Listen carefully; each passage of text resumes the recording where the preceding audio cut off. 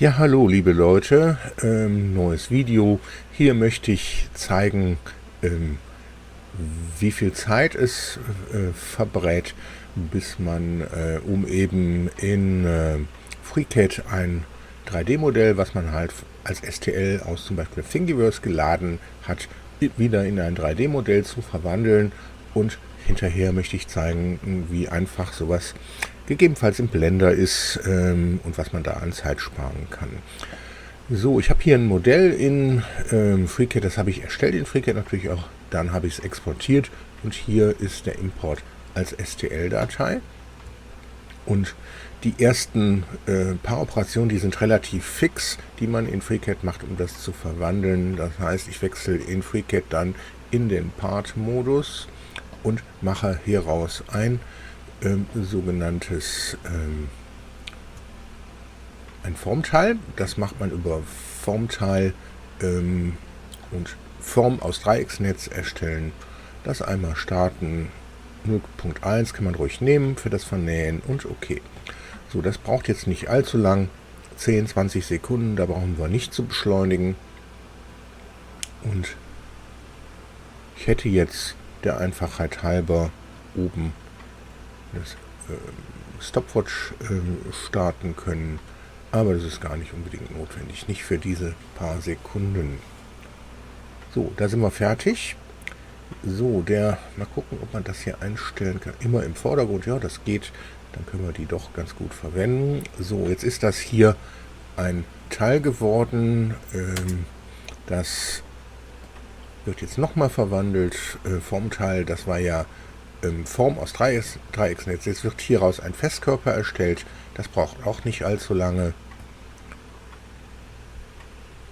Und da ist es schon fertig. Dafür brauchen wir wirklich die Stoppuhr nicht zu starten. Und jetzt kommt der Part, der wirklich lange braucht. Und da werde ich die Stoppuhr starten und das hinterher auch beschleunigen. Dann seht ihr, wie die Stoppuhr schneller dann nach vorne läuft. So, das heißt, ich selektiere das Teil. Ich habe mir diese Funktion, die ich jetzt benutze, hier auf die Oberfläche geholt. Ihr habt das standardmäßig nicht. Das heißt, wenn ihr das nutzen möchtet, nutzt ihr Formteil, Create a Copy und dann Form aufbereiten. So, die starte ich jetzt mal gerade und starte dann die Stoppuhr und jetzt wird beschleunigt.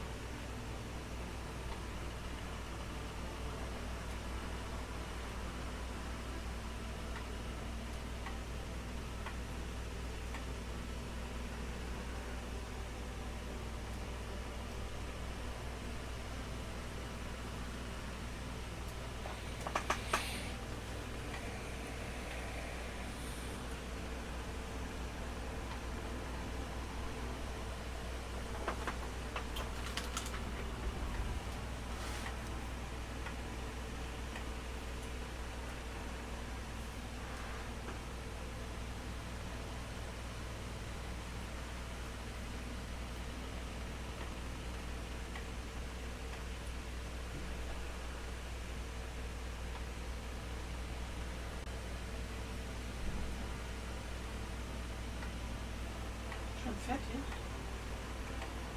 Ne, das kommt die Wartezeit. Wir lassen die Stoppuhr mitlaufen. Dann kannst du das hinterher beschleunigen. Dann siehst du, wie die Stoppuhr dann. Und dann.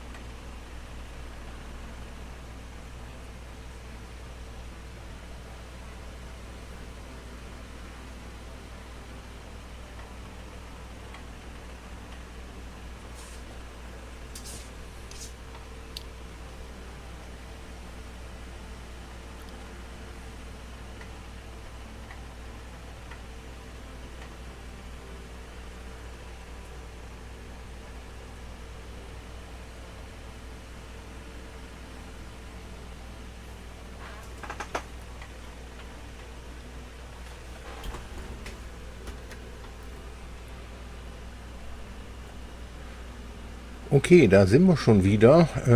Also ich habe jetzt gar nicht so ganz hier gestoppt. Das können wir gleich gucken. 3 Minuten oder sowas. Weil ich habe gerade aufs Handy rumgeklickt. So, dann das ist jetzt das Teil hier. Und das kann man jetzt im Part Design Modus weiterverwenden. Das heißt, ich wechsle jetzt in den Part Design Modus und mache einen neuen Körper. Und da kommt schon wieder eine Bearbeitung. Okay, die ging aber jetzt, da brauchen wir die Stoppuhr nicht weiterlaufen zu lassen.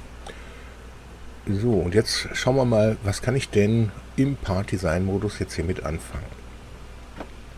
Also ich möchte jetzt zum Beispiel hier oben da was reinfräsen. Das heißt, ich selektiere das, mache eine Zeichnung.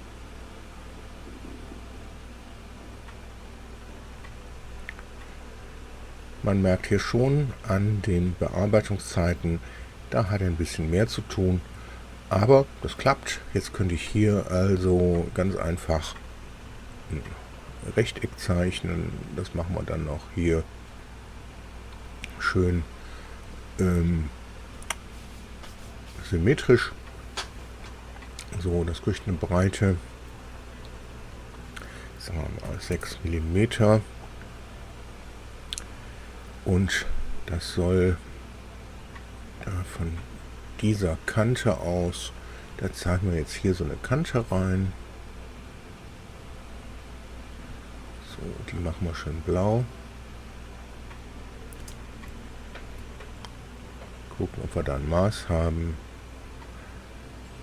Maß 31 mm. Ne? 30 ist es auch nicht, also 30,2 mm. 30,3 mm. Ja, das passt. Und dann machen wir das Maß hier. Das machen wir jetzt einfach mal 6 mm. Und da möchte ich jetzt also sowas reinfräsen. Gut, dann gehen wir auf Schließen.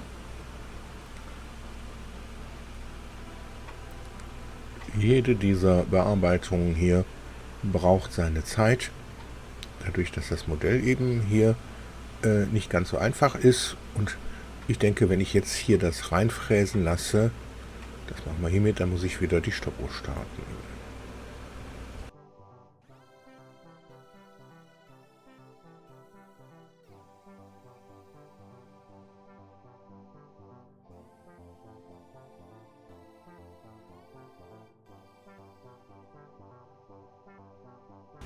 Okay, 4 Minuten 18 hat das Ganze gebraucht. Jetzt ist das hier 5 mm reingefräst. Das will ich aber gar nicht. FreeCAD macht, wenn ich die Funktion benutze, hier immer diese 5 mm standardmäßig. Ich weiß nicht, ob man das standardmäßig auf durchgehend einstellen kann. Das heißt, wenn ich jetzt hier das auf durch alles ändere und dann ist er schon wieder am Rechnen und ich muss die Stoppuhr eigentlich weiterlaufen lassen.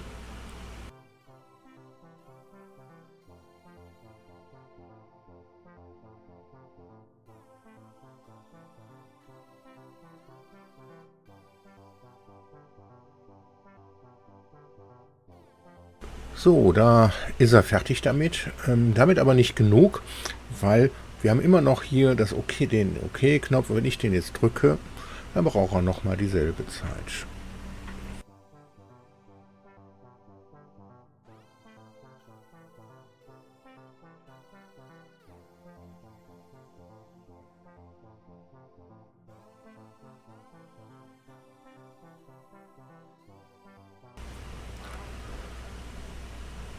Okay, das war's. Ihr seht, 12 Minuten, fast 13 Minuten hat das gebraucht, in diesen pisseligen Körper, diesen pisseligen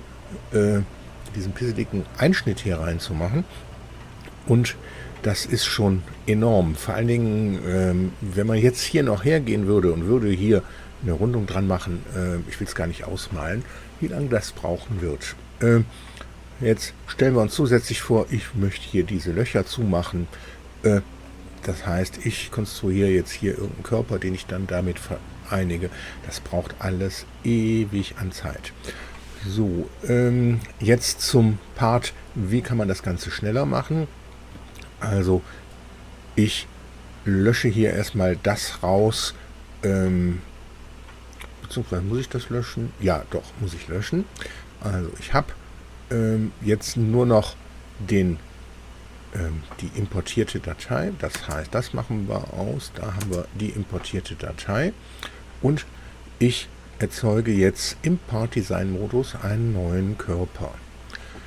So, wir können uns die gerade erstellte Zeichnung, die können wir uns einfach mal kopieren.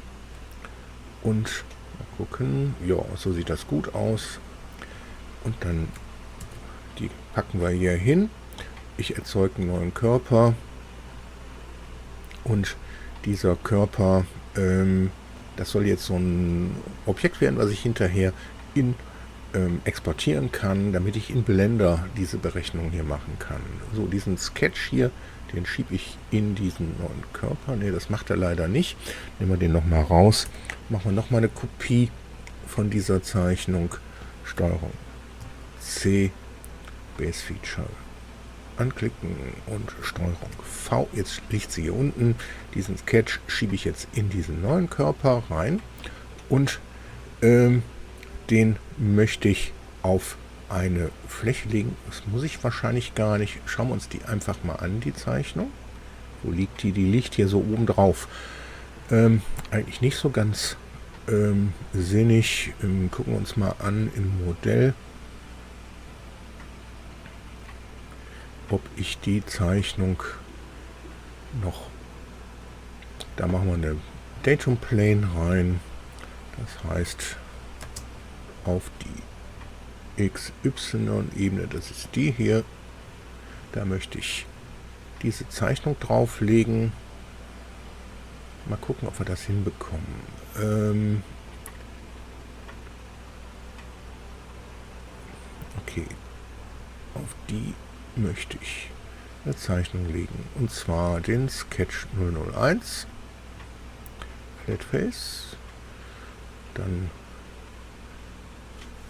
hat er hier schon wieder was zu tun, und dann schauen wir uns den Sketch jetzt mal an. Jetzt liegt der da unten, da möchte ich ihn gerne auch hinhaben, und da erzeuge ich jetzt aus dieser Zeichnung ein Pad, und das Pad, das wird ruhig 20 hoch, und das exportiere ich jetzt.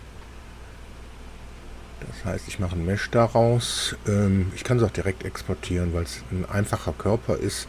Das heißt, eigentlich kann ich direkt hergehen, Steuerung E. Da machen wir jetzt eine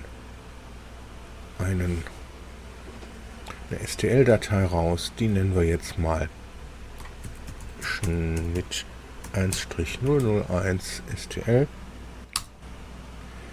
Und jetzt machen wir noch die Sache mit den Löchern zumachen. Das heißt, ich erzeuge einen neuen Körper, den machen wir erstmal unsichtbar.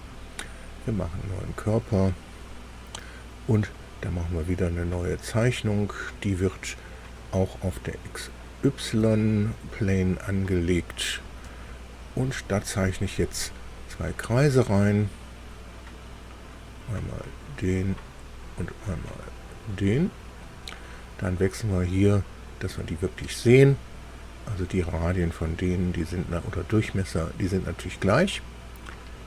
Und das ist, wenn ich mich recht entsinne, ein Durchschnitt von, ne, ist es nicht, ist mehr. Was haben wir denn da? 15? Ja, 15 können wir ruhig nehmen hier in dem Fall. Wir müssen ja auch also einmal sind die natürlich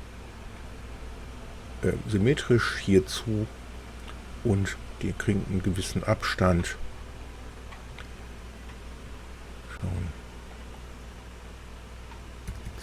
22 ist natürlich zu wenig. 24, ich glaube 25 war das, ne? Ja, 24 passt. So, dann können wir die hier noch ein bisschen,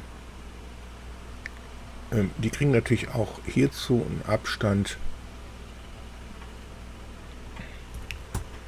22 ist zu wenig, dann ist das, denke mal, 23. Ja, das passt. Und dann habe ich, glaube ich, hier schon den Durchmesser angegeben. Da machen wir mal 12 raus. Da sieht man jetzt aber gleich, wenn man jetzt das hier wieder ausschaltet, das wird zu wenig sein, weil ich will ja auch, obwohl das würde passen, das wird sogar passen. Da machen wir mal eine 13 raus. So, schließen das Ganze und aus diesen Zeichnungen mache ich jetzt auch ein Pad. Den mache ich auch ruhig 20 mm hoch. Das klappt natürlich nicht, spielt aber nicht die große Geige. Das heißt, Sketch einmal aufrufen. Wir machen daraus jetzt einen, dann machen wir den einmal blau, schließen, erzeugen daraus ein Pad, und zwar 20 mm hoch, und dann machen wir eine Kopie von dieser Zeichnung.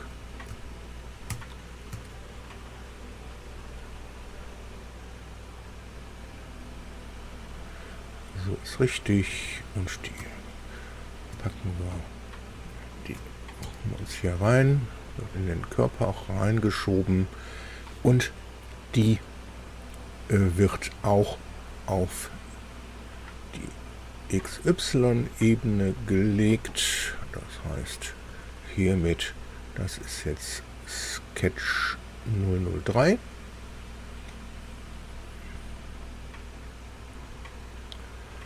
Und einmal kurz aufrufen, wiederum das ausmachen, der wird jetzt grün und der wird blau, und da machen wir auch ein Pad raus, und das wird auch 20 mm.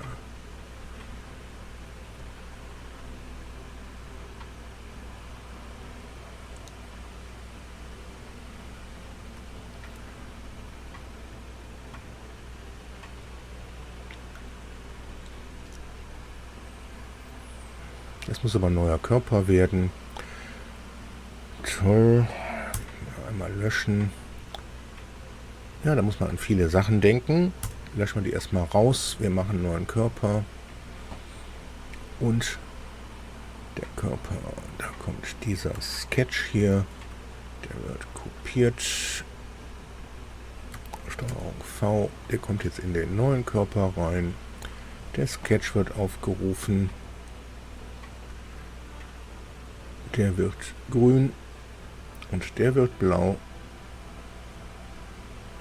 und schließen das Ganze und erzeugen hier ein neues Pad, auch mit 20 mm Höhe. So, jetzt haben wir hier zwei Körper. Einmal diesen, einmal diesen. Die exportieren wir jetzt. Das heißt, können wir ruhig so machen. Schnitt 001. Okay, speichern wir. Nein, machen wir nicht. Moment. Kriegt einen neuen Namen. Nehmen wir einfach 1.stl und diesen Körper hier, den nennen wir 2.stl. Ich hoffe, ich habe alles richtig gemacht. Das werden wir jetzt gleich sehen. Ich starte jetzt Blender. Und zwar die Version 2.9 ist das. Hier steht noch 2.8. Darf man nicht verwirren lassen. Ich gehe mal hier. Also wir haben hier gesehen, das Ganze hat 13 Minuten gebraucht. Ich setze die Stoppuhr zurück. Und dann lösche ich erstmal hier alles raus. Wir brauchen auch keine Kamera und so einen Quatsch. So, wir importieren erstmal ein paar STL-Dateien. Und zwar im FreeCAD-Verzeichnis Testteil. Und wir haben einmal das große Teil, dann den Schnitt und die beiden Körper. Importieren wir das Ganze. Und da haben wir das Ganze hier so vorliegen, wie wir es uns vorstellen. So, um da ganz sicher zu sein, ich kann jetzt diese Teile hier einzeln selektieren, kann die bewegen. Und das Teil hier, da gehe ich jetzt her, drücke G und Z und schiebe das so ein bisschen runter. Und die beiden ebenfalls G und Z und schiebe die so ein bisschen runter. So, das war nicht so ganz so gut. Das machen wir nochmal zurück. Also die bleiben so. Jetzt editiere ich die. Erstmal packe ich die zusammen in ein Objekt. Das machen wir über STRG J. Join heißt das Ganze. Dann kann ich in Edit Mode gehen und kann hier oben, wir wechseln jetzt hier auf den Flächenmodus. Ich selektiere eine Fläche hier, eine Fläche da und nutze die Funktion Select. Muss ich immer ein bisschen suchen. Similar ist es nicht, sondern es ist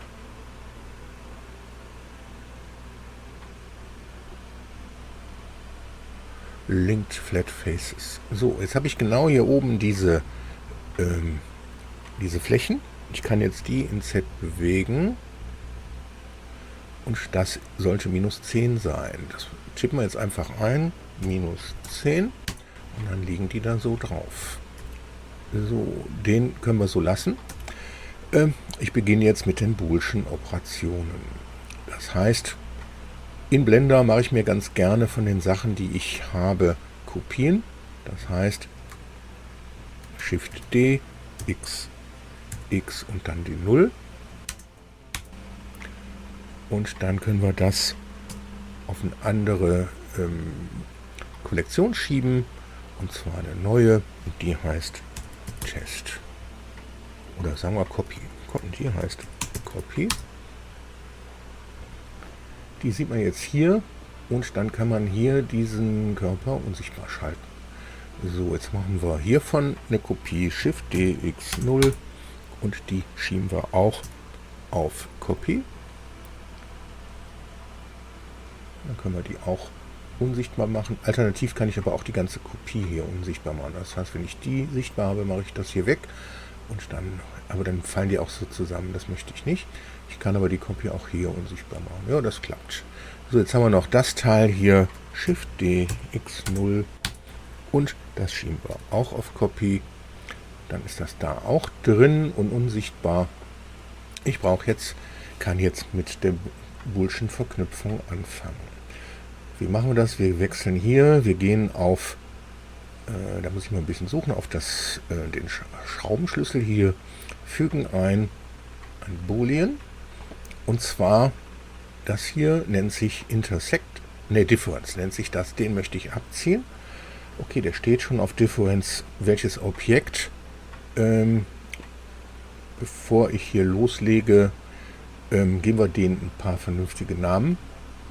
Dazu wechselt man hier hin und das Ding, das nenne ich einfach mal. Okay, Schnitt ist gar nicht so schlecht. Das heißt, Schnitt heißt das. Okay. Und das Teil, das heißt Kreise. Und das Teil, das heißt Teil. So, wir haben das Teil selektiert und wir gehen wieder auf das Symbol hier. Da ist noch der Boolean drin und jetzt sage ich hier Difference und welches Objekt. Das kann ich jetzt hier auswählen und dann, ich möchte ja den Schnitt davon abziehen und das Objekt Schnitt, das mache ich jetzt unsichtbar und schon haben wir das Loch da drin. Also, da brauche ich nichts hier berechnen zu lassen oder was auch immer. Fertig ist das. So, genauso möchte ich ja jetzt die Kreise hier zumachen. Das heißt, wenn ich das hier verstecke, dann sieht man, da sind die Löcher drin. Und ich möchte wirklich jetzt ein gleichen Objekt haben, wo die Löcher zu sind. Das heißt, ich drücke einmal Alt-H, dann sind die wieder sichtbar. Und der leider auch, den machen wir gerade mal wieder unsichtbar. Die heißen Kreise. Ich gehe jetzt wieder hier hin und erzeuge einen neuen Modifier Boolean. Und zwar, das wird jetzt eine Union mit welchem Objekt, und zwar mit den Kreisen. So, da hat man gerade kurz gesehen, da hat es ein bisschen gebraucht. So, jetzt kann ich die Kreise auch unsichtbar machen. Und da habe ich das Teil mit den Löchern geschlossen. So, wenn ich das antippe, habe ich hier diese Booleans liegen. Ich kann jetzt hier die wieder rausnehmen, da sind die Löcher wieder da, wie auch immer. Ich kann die aber auch finalisieren, das heißt, indem ich hier hinklicke und sage Apply. So, dann hat man jetzt gesehen, das hat ein bisschen gebraucht. Dann machen wir das hier auch und Apply. Und wenn ich jetzt hier reingehe, dann sieht man da zwar, dass da noch entsprechende, ich sag mal, Löcher drin sind oder die Kreise kann man noch erkennen, aber wenn ich das exportiere als STL, das heißt, ich gehe her, File, Export als STL und das nenne ich jetzt einfach mal fertig, großgeschrieben.stl, exportiere das, dann machen wir kurz Cura auf.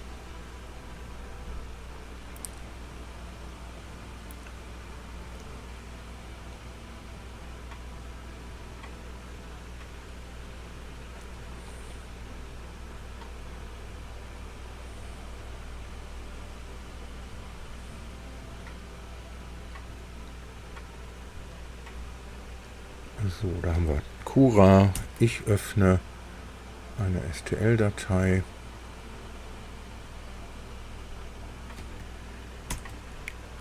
So, dann die war in meinem Oberverzeichnis. Gehen wir nach unten.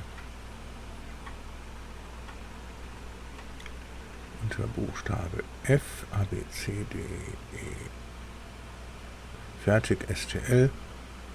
Und die kann ich jetzt, da sieht man auch so ein bisschen, sieht man da die nach. Oh, das ist nicht so gut. Schauen wir uns das mal an. Warum hat er das gemacht? Ich weiß warum. Also, wir nehmen das mal gerade wieder raus. Ich gehe nochmal in Blender. Und zwar, ich habe die falsche Exportfunktion im Blender benutzt. Am besten nutzt man folgende Exportfunktion. Die findet man, wenn man über Taste N das hier einklappt. Da haben wir hier 3D Print. Und da kann ich jetzt einfach mit dem selektierten Teil hier auf den Export klicken. Und dann sagen wir hier Export. Und ich speichere das aber gerade mal vorher ab, die Datei hier Save As. Und das machen wir ruhig in das FreeCAD-Verzeichnis. Das heißt, hier haben wir FreeCAD, das Testteil und die kriegt einen Namen. Und zwar Teil x.blend Save As. Und wenn ich jetzt hier auf Export klicke, dann hat er mir da eine neue STL angelegt. Die hole ich jetzt mal gerade in Ultimaker rein, also in Cura. Die kommt jetzt nicht hier hin, sondern ins FreeCAD-Verzeichnis. Da ist FreeCAD. Hier unten irgendwo, da ist mein Testteil. Und dann haben wir Teil X, Teil 1 STL, das ist die ich gerade erzeugt habe. Öffnen die und da sieht man, das klappt. So, dann kann ich das Ganze slicen lassen und in der Vorschau sieht man auch nichts mehr von diesen Kreisen dort. Das heißt, die sind weg. dann kann ich das in FreeCAD auch ganz einfach mit den Kreisen hier machen. Ich sage einfach mal, die Löcher da, die sind zu groß. Das heißt, ich wechsle wieder in FreeCAD und wechsle in den Body hier. Dann nehmen wir ruhig wieder den. Da wird es wieder ein bisschen langsamer werden. Das heißt, muss man jetzt mal schauen, wie kriege ich das hin.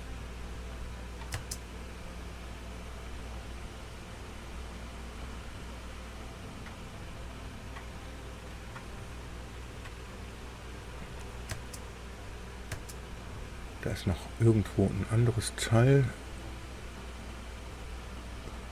sichtbar. Okay, das Originalteil, das müssen wir natürlich wegmachen. Jetzt haben wir nur noch den. Und ich mache einen neuen Körper. Und dann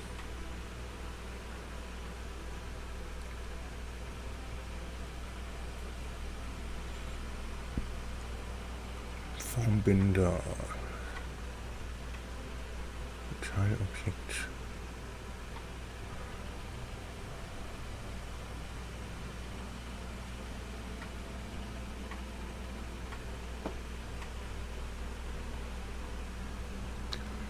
Nee, das mache ich mir ein andermal Gedanken drum. Also ich denke, ich konnte euch so weiterhelfen, wie man in FreeCAD im Zusammenspiel mit Blender recht schnell 3D-Objekte aus Thingiverse bearbeiten kann, ohne eben 12 oder 15 oder viele Minuten länger warten zu müssen. So, das war's zu diesem Video. Ich hoffe, es hat euch gefallen. Wenn euch solche Videos gefallen, so lasst auch gern ein Abo da. Und das war das Video von Tutorius und dann viel Spaß bei weiteren Videos von mir. Danke, tschüss.